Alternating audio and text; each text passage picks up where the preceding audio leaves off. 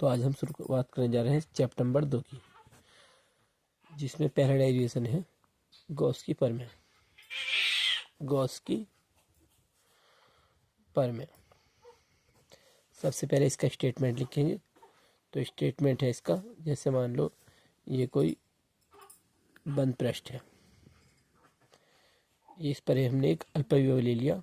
यहाँ पे कोई बिंदु है ओ, जिस पर प्लस की कुल आवेश स्थित है। अब इससे r दूरी पर एक बिंदु P है, जिसका क्षेत्रफल D है, जिससे निकलने वाला वैद्युत क्षेत्र E है। तो स्टेटमेंट हम इसी बेस पे लिखेंगे क्या, कि माना कोई, सबसे पहले स्टेटमेंट लिखना है। तो स्टेटमेंट में यहाँ से एक्सप्लेन करेंगे। Phi E equal to Q into में 1/f/0। तो हम ये लिखेंगे इस प्रमेय के अनुसार किसी बंद पृष्ठ से निकलने वाला, यानी किसी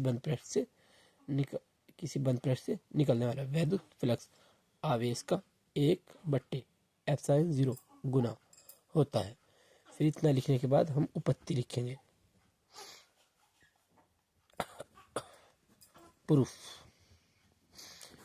थ्योरी में आप ये लिखोगे कि माना बिंदुओं पर प्लस की कुल आवेश स्थित है, जिससे r दूरी पर एक बिंदु P है, जिसके अल्पविभव का क्षेत्रफल D है, निकलने वाला वैद्युत क्षेत्र E है। तब फ्लक्स का फॉर्मूला क्या है आपका, फाई ई बराबर E vector dot D vector.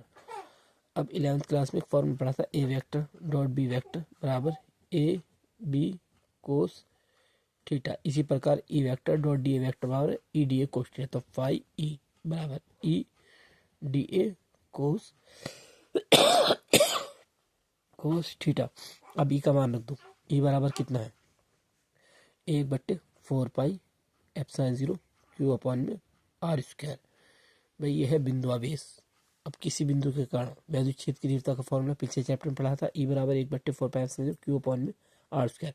इस वैल्यू को ऊपर पुट कर दो, तो फाई आपका ये रहा बराबर ये रहा, ई का मान कितना है 1/4πε0 क्यू अपॉन में r स्क्वायर इंटू में डी ए कोस थीटा। अब घनकोण की परिभाषा क्या है, D A cos theta upon में r square by D omega रख दो। फाई ई बराबर 1/4πε0 क्यू और इसके स्थान पर कितना गया डी ओमेगा। अब देखो इधर तो वैद्युत फ्लक्स सारा लिया था, लेकिन इधर डी लिया था, यानी कि अल्पविभव के लिए। तो अब इसका क्या करते हैं, समाकलन करते हैं। फाई ई बराबर 1/4πε0 क्यू इंटू में डी ओमेगा। अब देखो इसकी वैल्यू कितनी है घनकोण की परिभाषा उससे, तो फाई ई बराबर 1/4πε0 क्यू। इसका मान कितना 4 पाई से 4 पाई कैंसिल, कितना आ गया फाई ई बराबर क्यू इंटू में 1/में f/0। यही हमें प्रूफ करना था, यही है गॉस थ्योरम।